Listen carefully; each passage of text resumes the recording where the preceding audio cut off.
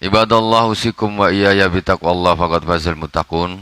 Jamaah salat fardu maghrib Masjid Baitur Rahman yang dirahmati Allah Subhanahu wa taala, kaum muslimin dan muslimat di mana saja berada yang dirahmati Allah.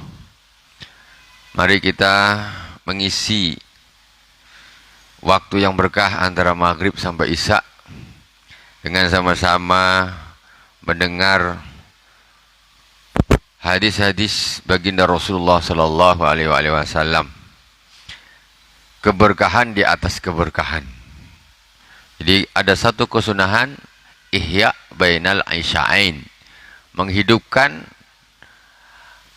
waktu antara dua isya. Maksudnya dua isya ini antara maghrib dan isya. Jadi antara maghrib dan isya ini bagus dihidupkan, diisi dengan ibadah-ibadah. Ya boleh, habis sholat maghrib, balik, ngopi dulu sebentar, azan isya, datang. Ya tak ada masalah.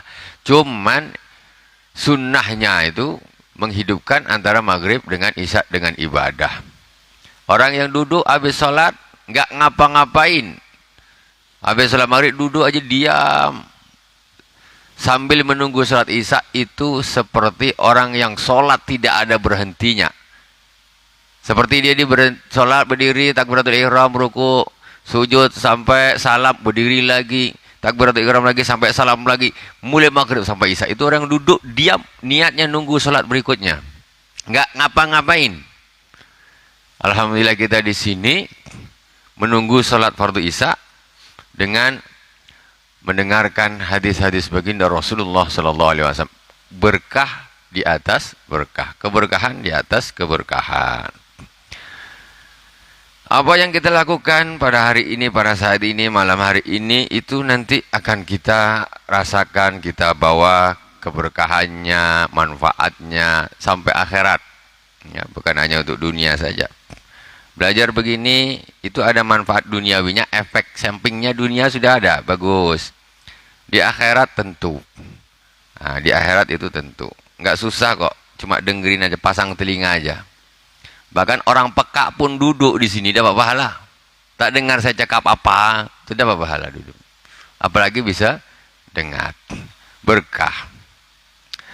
Kita pertama kita Fatihah terlebih dahulu kepada baginda Rasulullah SAW, kepada para anbiya, sahabat, tabi'in, tabi'in, kepada para aulia, wasyhada, wassalihin.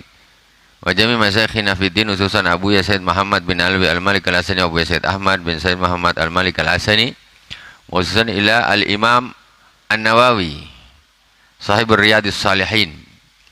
Imam Nawawi yang menulis atau menyusun kitab Riyadhus Salihin. Amadanallahu bimadadihim wa fada alaina min barakatihim wa anwarihim wa ulumihim fid dini wa dunya wal akhirati bisirril Fatihah.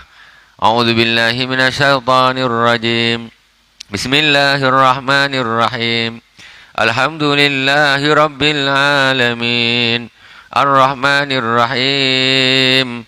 Maliki yaumiddin. Iyyaka na'budu wa iyyaka nasta'in. Ihdinas siratal mustaqim. Siratal ladzina an'amta 'alaihim ghairil maghdubi 'alaihim waladdallin. Amin. Bismillahirrahmanirrahim.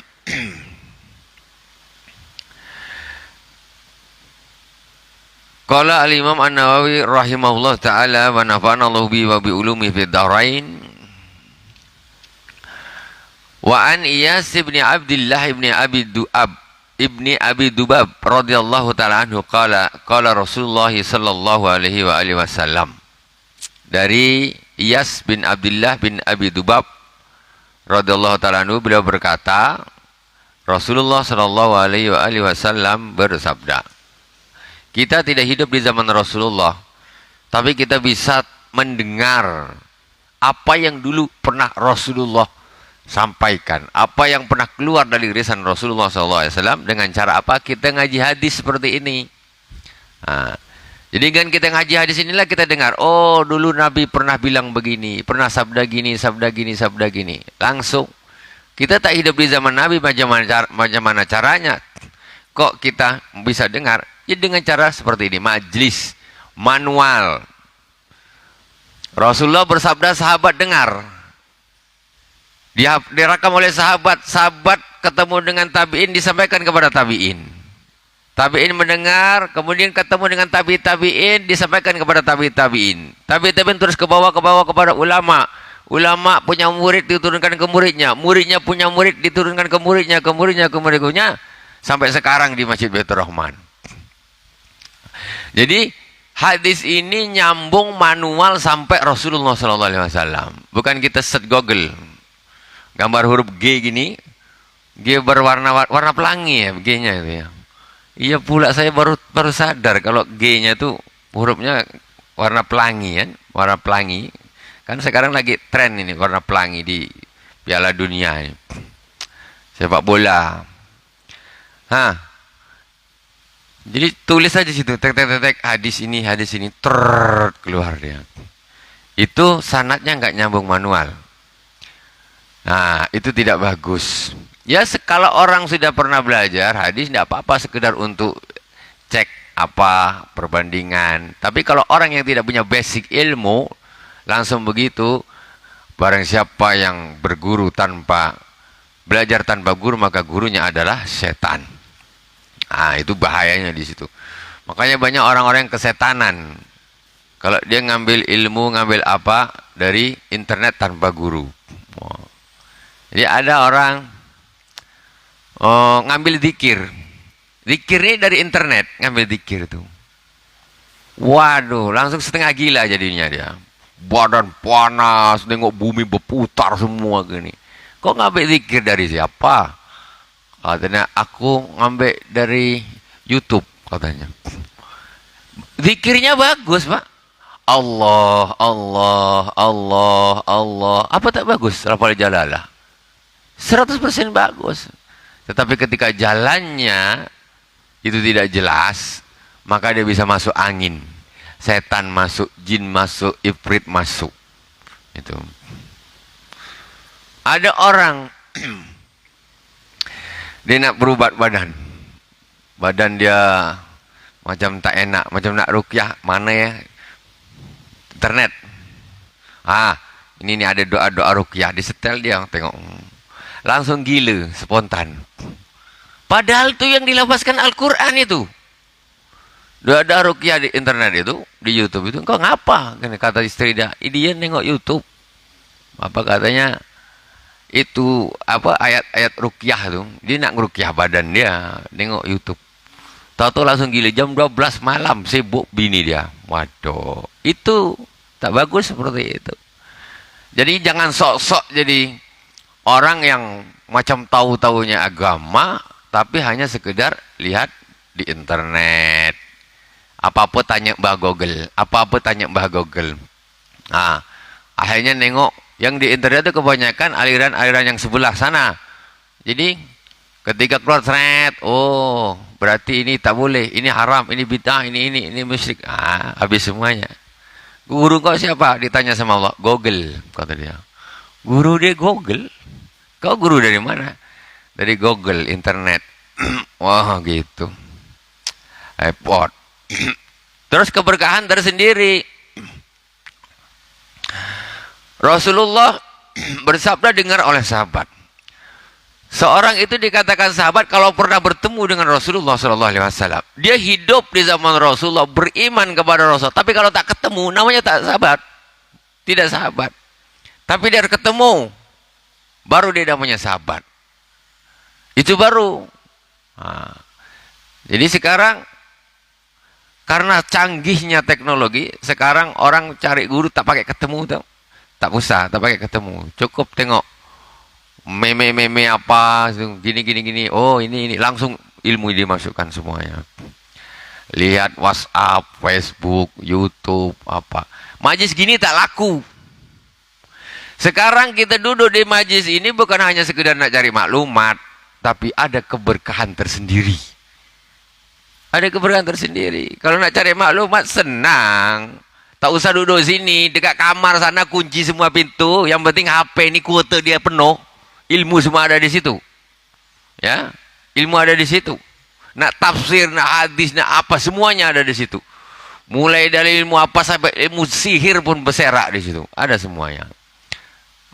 Tapi keberkahannya lain, karena inilah dulu yang dari Rasulullah ke sahabat, turun ke bawah, sampai ke guru-guru kita. Yang repot sekarang ini seolah-olah orang belajar ini hanya sekedar mengumpulkan maklumat, nggak bisa. Termasuk makhluknya Allah Subhanahu wa taala yang paling banyak maklumatnya, paling alim, iblis. Iblis itu makhluk yang alim luar biasa. Tapi dia madrud, dilaknat oleh Allah Subhanahu wa taala sampai hari kiamat.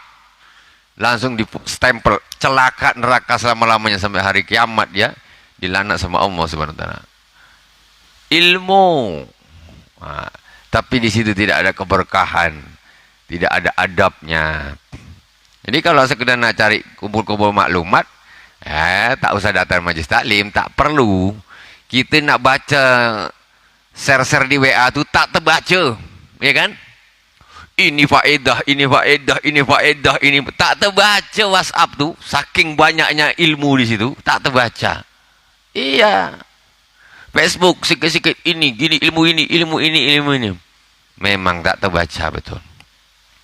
Itu maklumat. Berkah. Kita duduk di sini nih, ada keberkahan. Yang repot sekarang ini, orang ini tak yakin. Itikad adanya keberkahan itu tak yakin. Itu repot.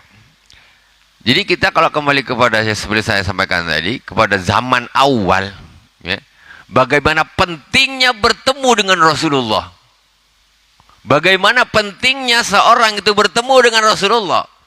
Bukan kan bisa, tak usah ketemu Nabi, tak apa-apa. Tadi Nabi bilang apa? Kan bisa. Oh, Nabi bilang gini-gini. Yalah. Dia duduk di rumah aja nih. Sampai mati tak ketemu Nabi, tapi semua maklumat bisa masuk.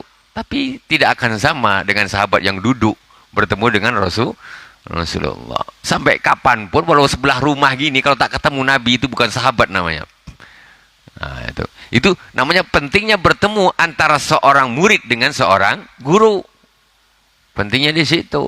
Dan itulah yang dilakukan oleh guru-guru kita sampai kepada baginda Rasulullah Sallallahu Alaihi Wasallam. Jadi betul-betul nyambung. Sekarang ini begitu hebatnya teknologi ini, sehingga mendidik orang untuk malas menuntut ilmu secara manual, tetapi bersikap seperti orang yang tahu segala-galanya. Repot. Dibaca ini, baca ini, langsung fatwakan dia. Itu tak boleh, itu haram. Dibaca saja tuh. Dianggap semua orang ini selain dia bodoh semuanya. Iya. Padahal dia baca Quran aja merangkak-rangkak. Ulama-ulama, semua yang tidak cocok dengan dia itu dianggap sesat semuanya, tak cocok. Saya ini kalau tak ada dalilnya, aku tak mau, kata dia. Makan durian tak ada dalilnya. Durian tuh berduri. Kan bahaya tuh secara, wah, macam ini kok dimakan. Tak ada dalilnya makan durian tuh. Ngapa kau doyan? Habis. Lempuk-lempuk dia pun kau sikat. Bukan durian dia, ya. Nah, jangan gitulah, ya. Nah gitu.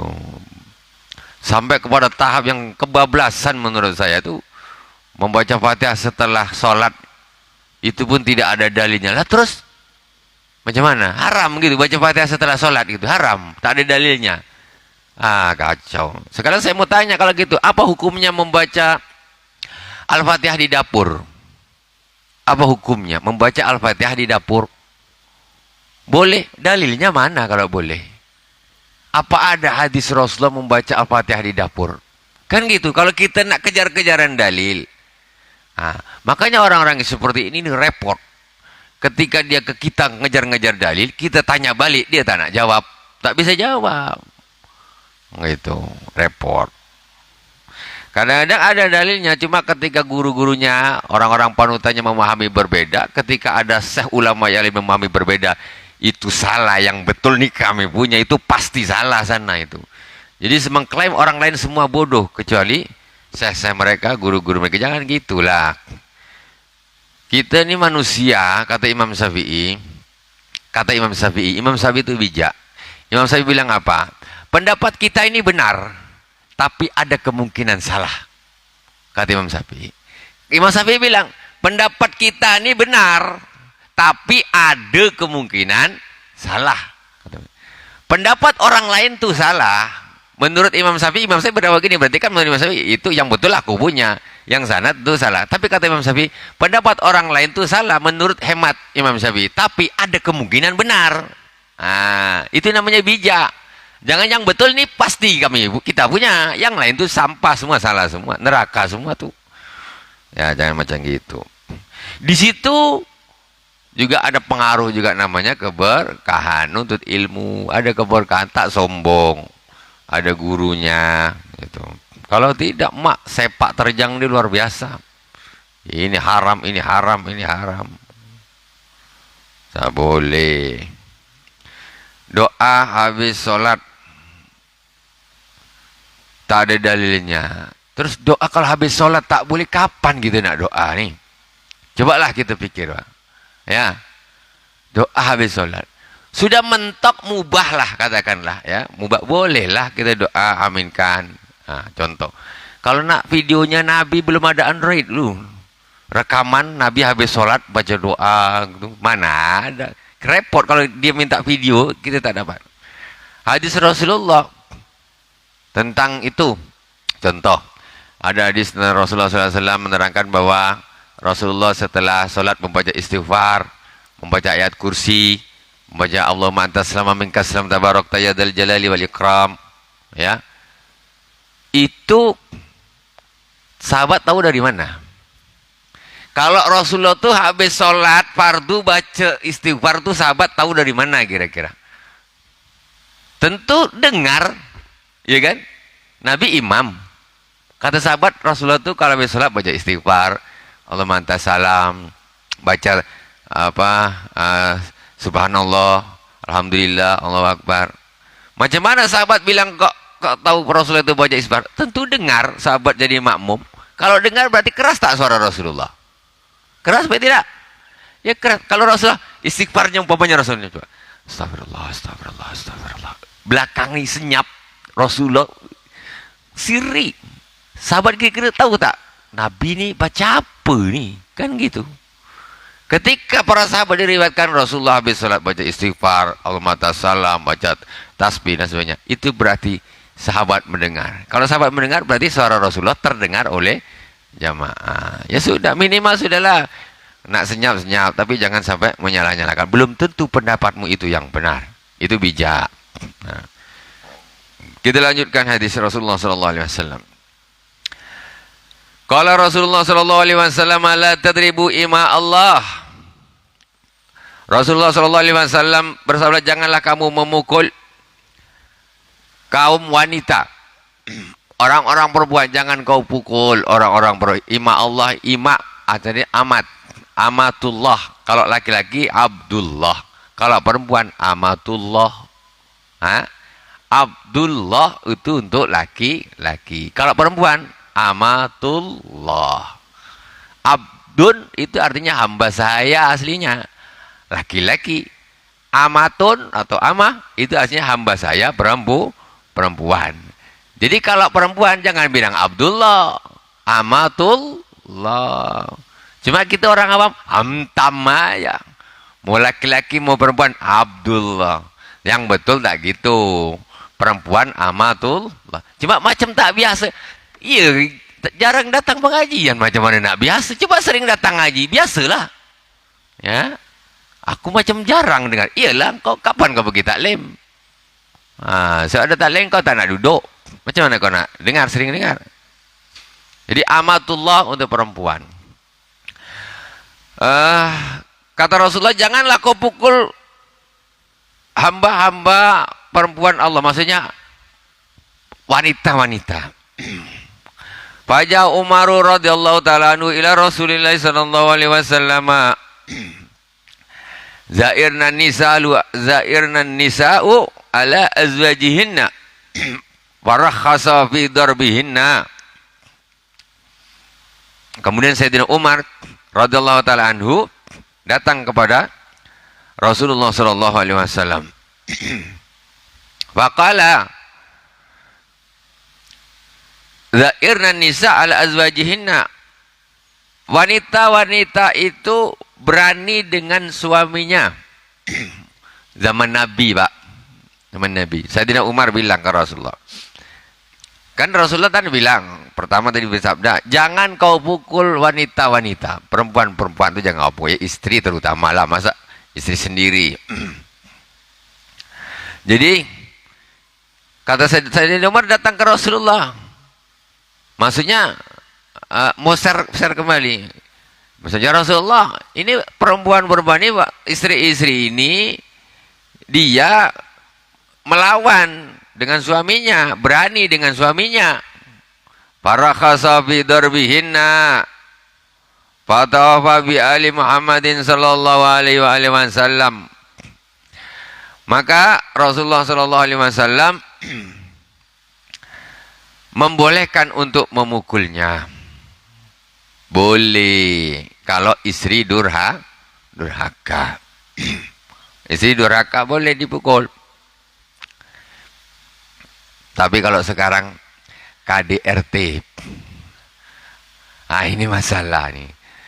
Masuk penjara suami. Padahal Nabi mengizinkan. Kecuali ini si istri baik-baik, taat. Suami dia mabuk, atau hantam bab, suami dia terkapar istrinya. Ini bolehlah masukkan penjara suami-suami model gini. Ini suami balik dari masjid, sholat jamaah, ya. Istri disuruh sholat tak nak, maksiat terus, ini terus sholat. Nantilah, malas lagi nih, apa melawan tak mau juga, pukul, maaf, KDRT, selesai. Tak bisa gitu. Istri zaman sekarang ini kadang-kadang yang repot suaminya tak berani nyuruh istrinya sholat. Ini kacau suaminya ini.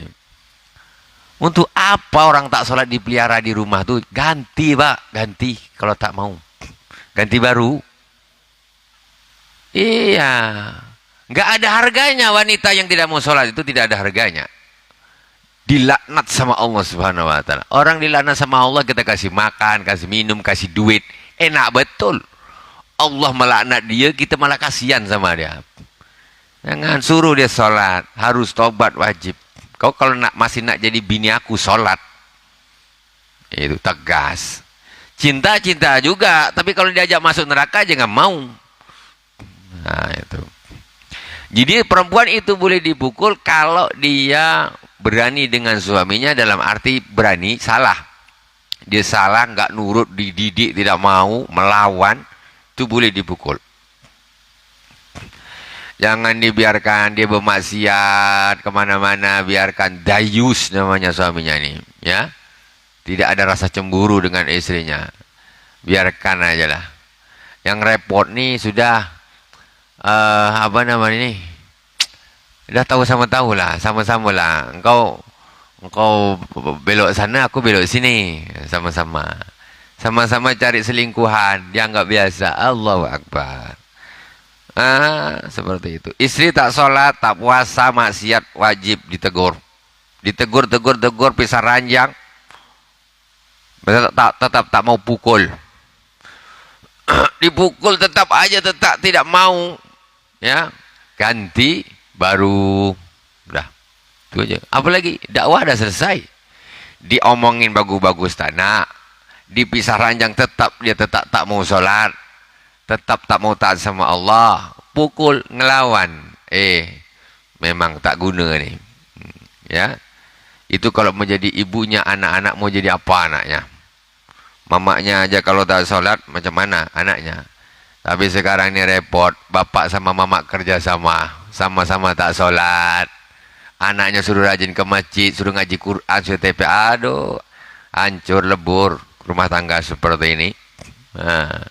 Kalau salah satu tak sholat bisa menasihati. Kalau dua-dua tak sholat, kong kali kong lah, apalagi. Ya Allah, ini rumah tangga tak betul namanya. Hati-hati, hidup sementara saja di dunia ini. Ya, harus taat.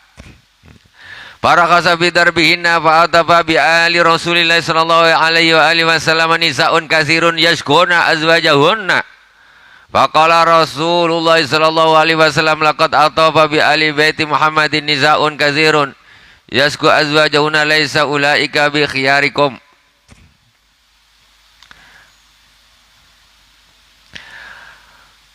Mendengar itu, akhirnya para wanita-wanita dengarkan. Para wanita-wanita di zaman waktu itu dengar. Ini kita boleh dipukul ternyata sama suami-suami ini. Akhirnya si wanita-wanita ini dia pergi ke istri-istri Rasulullah. Pergi ke istri-istri Rasulullah. Maksudnya inilah curhatlah maksudnya. Kita ini boleh dipukul sama suami-suami kita. Rasulullah mengizini dia ke istri-istri Rasulullah. Maksudnya betul tak nih? Gitu. Faqala Rasulullah sallallahu alaihi wasallam. Kemudian Rasulullah sallallahu alaihi wasallam, jadi risaun kasirun yaskuna azwajahunna. Jadi banyak wanita-wanita yang mereka mengeluh, mengadukan suami-suaminya. Suami aku gini mukul aku gitu. Istilahnya di antaranya begitu.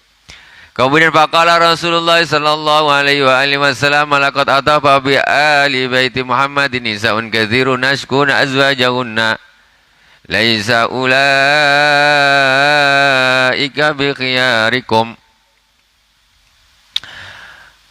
Kata Rasulullah, sungguh telah atafa ini mutar dari istri Rasulullah yang ini pergi ke Rasulullah yang ini, perempuan-perempuan itu pergi ke istri Rasulullah ini mutar, kata Rasulullah. Setelah mutar-mutar, perempuan-perempuan banyak perempuan-perempuan ke keluarganya Rasulullah Shallallahu Alaihi Wasallam. Mereka mengadukan suami-suami mereka. Laisa ulaika bi khiyarikum. Kata Rasulullah Sallallahu Alaihi Wasallam, mereka maksudnya suami-suami itu bukanlah orang terbaik di antara kalian. Maksudnya gini, ini yang memukul tetapi bukan karena kesalahan si istri. Nah, istri tidak melakukan sesuatu yang berhak untuk dipukul. Tapi suami ini kok mukul-mukul. Maka kata Rasulullah ketika para istri-istri itu tadi, dia mengadu, kata Rasulullah, suami-suami itu bukan orang-orang terpilih di antara kalian. Itu orang-orang bukan orang yang bagus. Kalau suami-suami kok mukul istrinya tanpa hak untuk dipukul, itu bukan suami yang bagus, kata Rasulullah. Itu bukan orang-orang pilihan, orang-orang baik di antara kalian, bukan. Kalau ada suami suka mukul istrinya padahal tidak berhak istri itu dipukul, tidak melakukan hal-hal yang diperbolehkan untuk dipukul, maka itu berarti bukan manusia pilihan. Bukan manusia pilihan. Orang-orang pilihan nggak mau mukul istrinya, ya, kecuali memang ada hak untuk dipukul.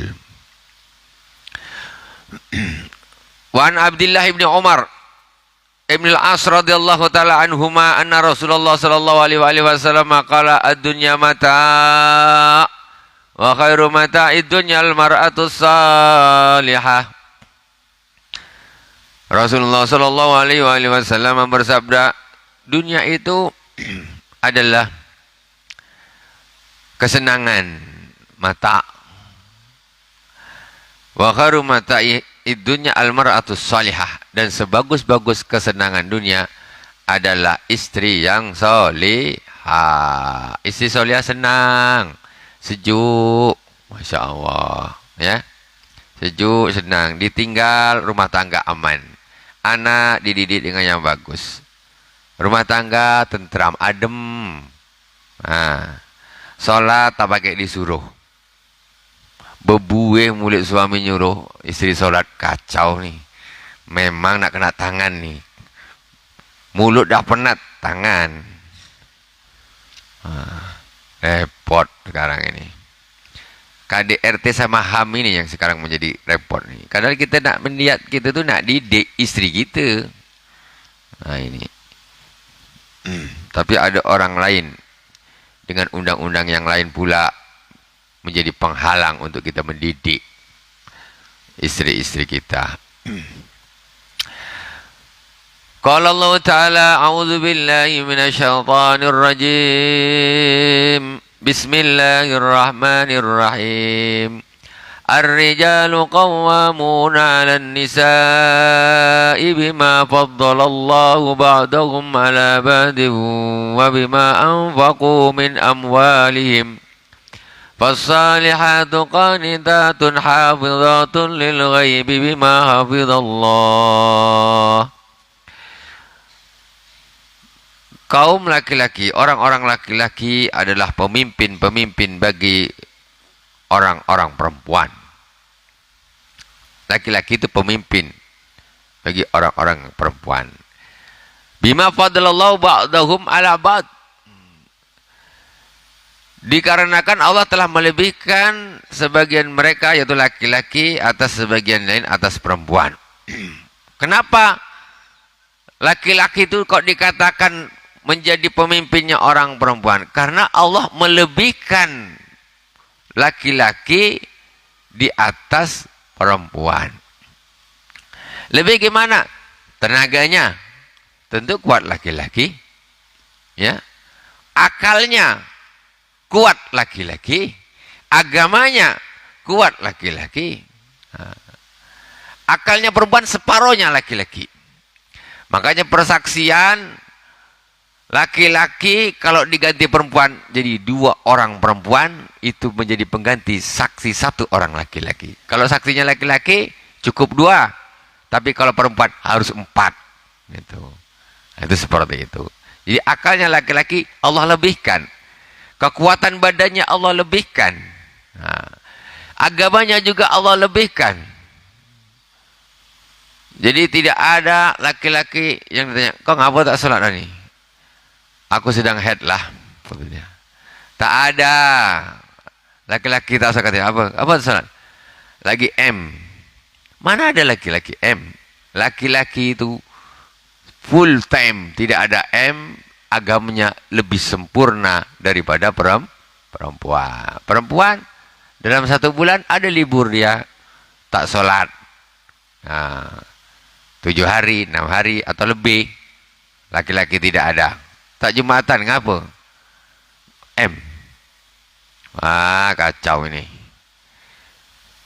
Jadi itu yang menyebabkan laki-laki ini menjadi pemimpin bagi perempuan.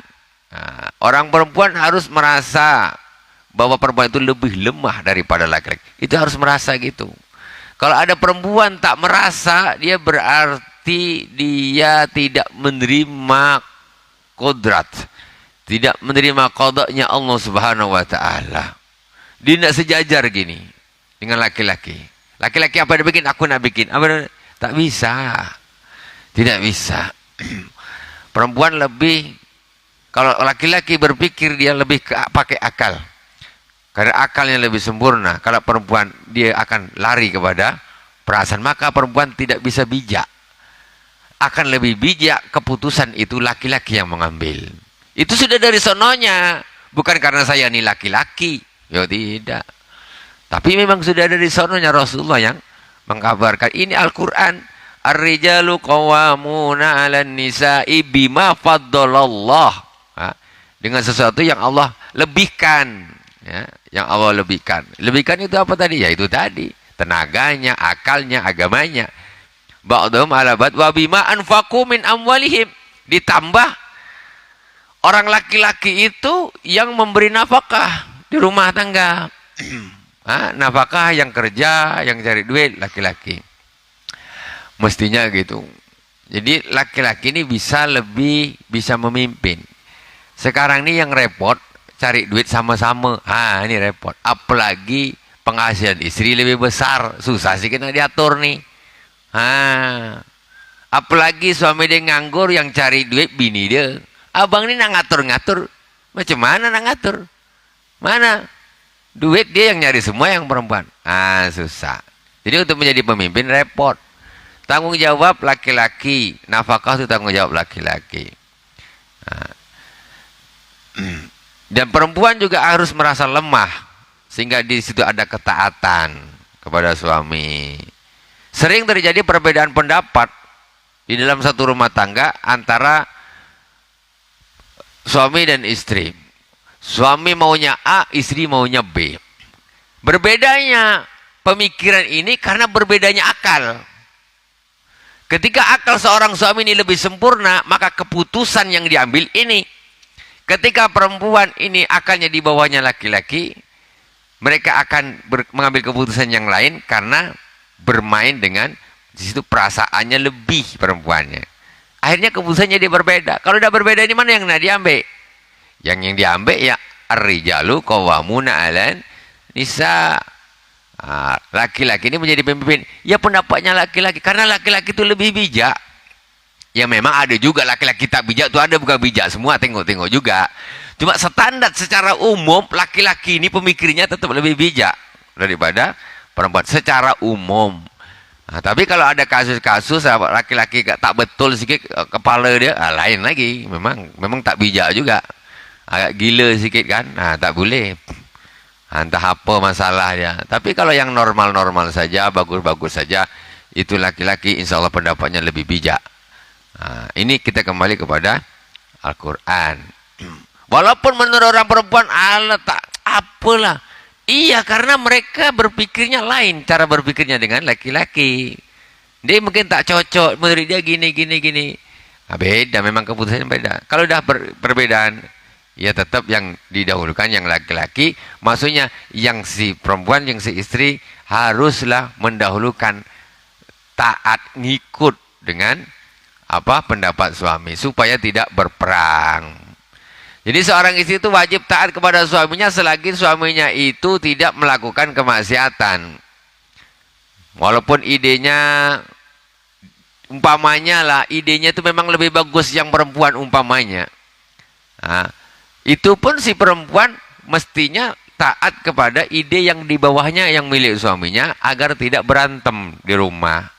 Sekarang terjadi berantem, kenapa? Karena ini disejajarkan idenya ini. Perempuan harus minta begini, laki-laki harus gini. Akhirnya berperang, tak ada yang ngalah. Ya, ibarat kapal ini semua nak jadi nahoda, berebut setir. Belok kiri, belok kanan, belok kiri, belok kanan, berebut setir. Nahoda itu satu saja. Akhirnya kapal itu berputar-putar aja di situ sampai solar habis. Tak sampai tujuan. Istri tarik sini. Laki tak gini. Suami gini. Mutarlah tuh. Habis. Sampai solar bensin habis. Hanyutlah kau di tengah laut. Tak sampai tujuan rumah tangga ya. Jadi harus ngalah perempuan. Bukan berarti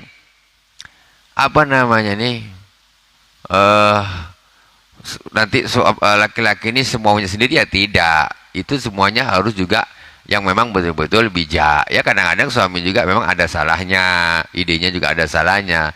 Kalau betul-betul salah ya tetap tidak bisa dipakai.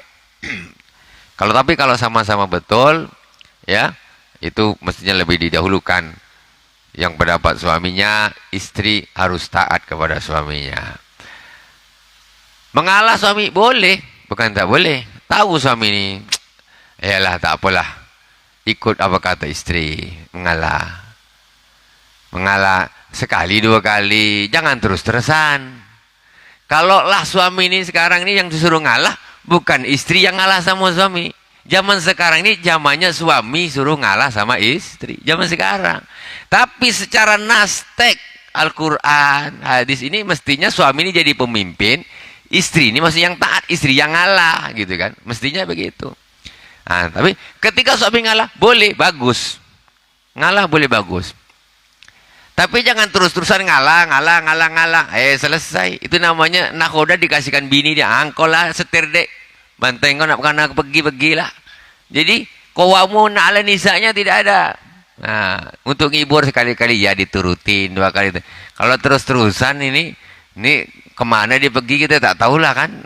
Nahodanya perempuan nih, kata dia. Oh iya, nahodanya perempuan. Sekarang nahoda kan mestinya kebanyakan kan laki-laki. Itu secara ini kalau kita kiaskan dengan kapal seperti itu. Ya.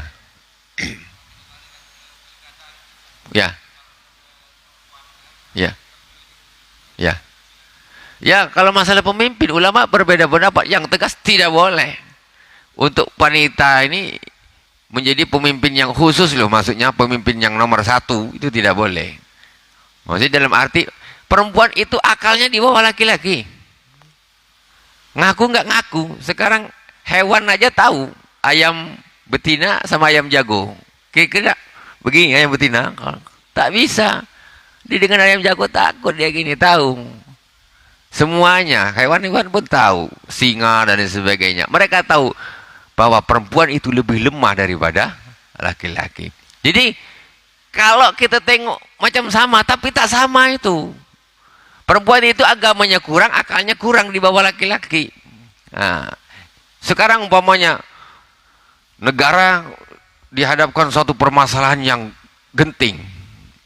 Ketika yang duduk nih laki-laki, dia akan bisa lebih tegar, tenang, pikiran normal. Tapi ketika yang jadi nomor satunya nih perempuan, gelisah, sedih, nangis. Apa? Presiden dia nangis. Lah sudah, perempuan. Dia perasaannya lebih ke perasaan. Ya macam mana kalau presiden nangis? Kacau kata, waduh Pak Presiden nangis. Tak bisa, dia nanti tidak bisa berpikir secara apa?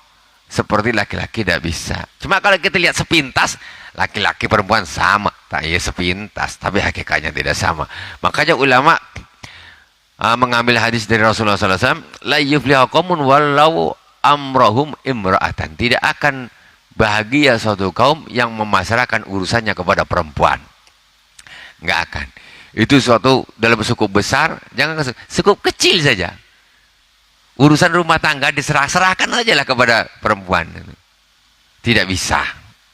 Karena itu kita sudah lari daripada SOP Al-Quran dan Sunnah Rasulullah SAW. Kata Rasulullah, pemimpin laki-laki ya sudah laki-laki. Yang perempuan juga harus merasa, ya. Kita tengok, mohon maaf, bebek itu jantannya seekor satu, betinanya banyak nih, ngikut kemana-mana. Dia tahu kami ini betina ini lemah. Nah, itu bos dia satu depan. Kemana dia pergi, jantan dia ikut ya. Itu hewan tak pakai otak. Dia tahu kami ini bebek betina yang ikutlah sama jantan.